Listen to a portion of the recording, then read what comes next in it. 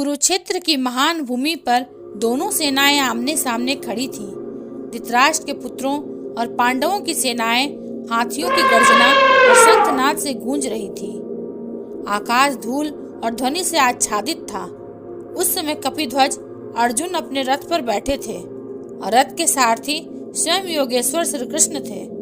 अर्जुन ने अपना गांडीव उठाया, किंतु मन में शंका जाग उठी। उन्होंने मधुसूदन से कहा, हे केशव, कृपया मेरा रथ दोनों सेनाओं के मध्य स्थापित करें, ताकि मैं देख सकूं कि किनके विरुद्ध मुझे यह युद्ध करना है।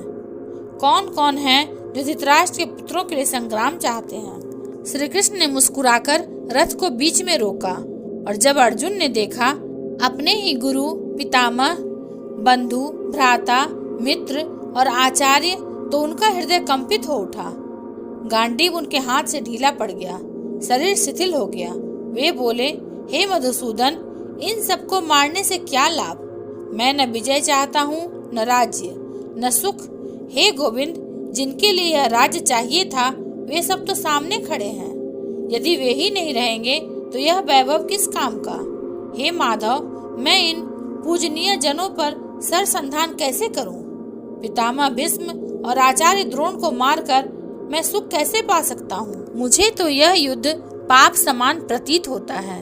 मैं हथियार डालना चाहता हूँ। यदि धृतराष्ट्र पुत्र मुझे निहत्थे मार डालें तो भी मैं संग्राम नहीं करूँगा।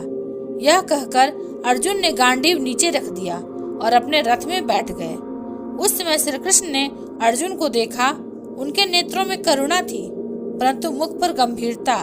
उन्होंने मंद मुस्कान के साथ कहा, अर्जुन, यह दुर्बलता तुझ पर शोभा नहीं देती। यह न तो स्वर्ग का मार्ग है, न कीर्ति का। हे परंतप, क्षुद्र हृदयता का परित्याग करो। उठो और युद्ध के लिए तैयार हो जाओ। अर्जुन ने सिर झुका लिया और कहा, हे मधुसूदन, मैं अपने कर्तव्य में संशयग्रस्त हूँ। आप ही मेरे मार्गदर्शक हैं। मुझे स्पष्ट बताइए कि मेरे लिए क्या उचित है। मैं आपका शिष्य हूँ, आपकी शरण में आया हूँ। मुझे उपदेश दीजिए। अब मैं युद्ध नहीं कर सकता। मेरा मन मोह से ग्रस्त है।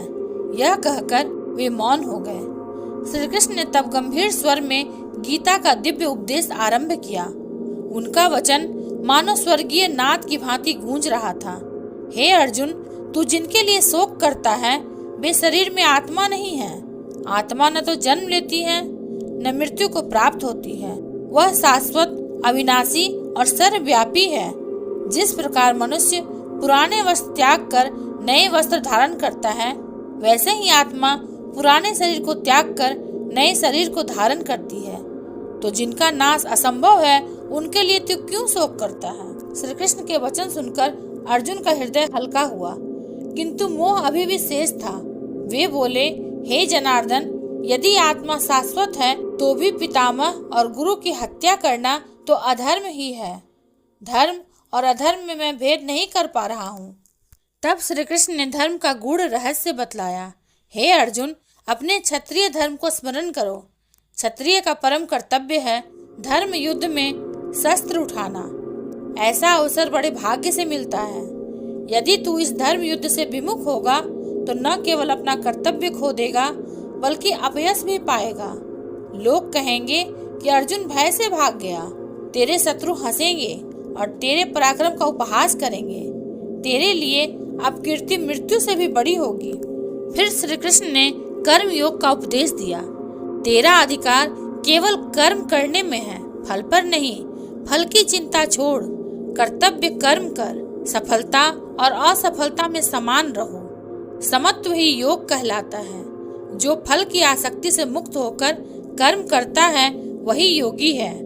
जो अपने कर्म को मुझ में अर्पित करता है, वही सच्चा भक्त है। अर्जुन ध्यान पूर्वक सुनते रहे।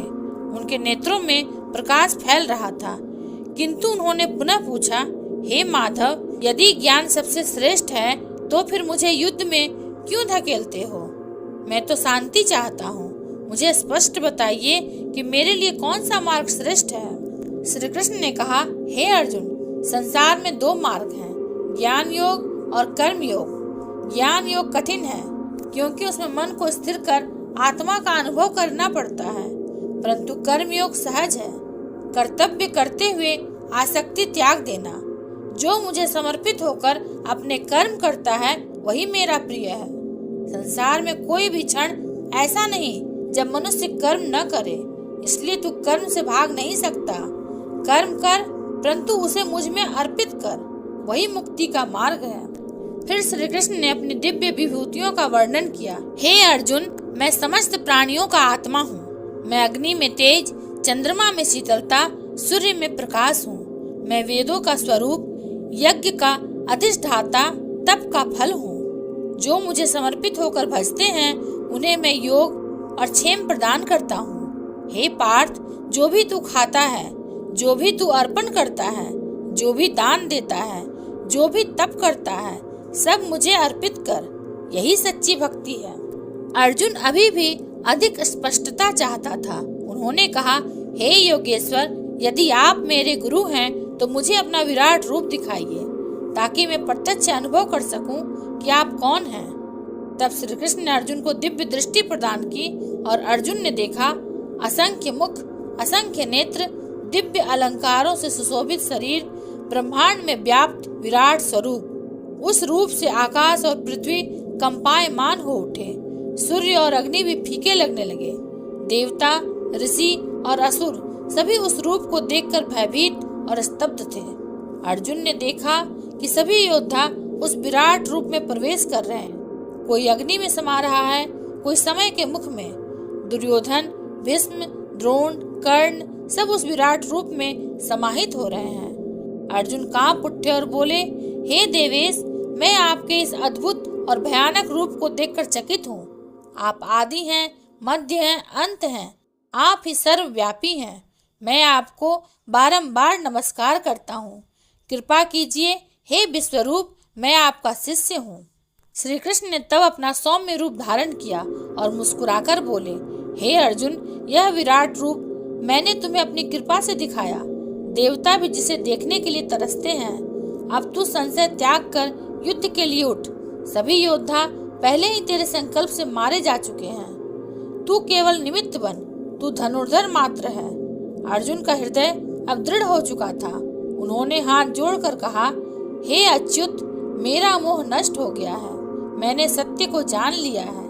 आपके वचनों से मेरा संशय दूर हो गया है।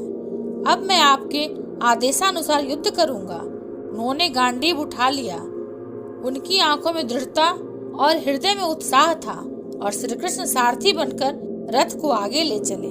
अगर आपको ये वीडियो अच्छा लगा हो तो इसे लाइक, शेयर और सब्सक्राइब अवश्य करें। मिलेंगे अगले प्रसंग के साथ।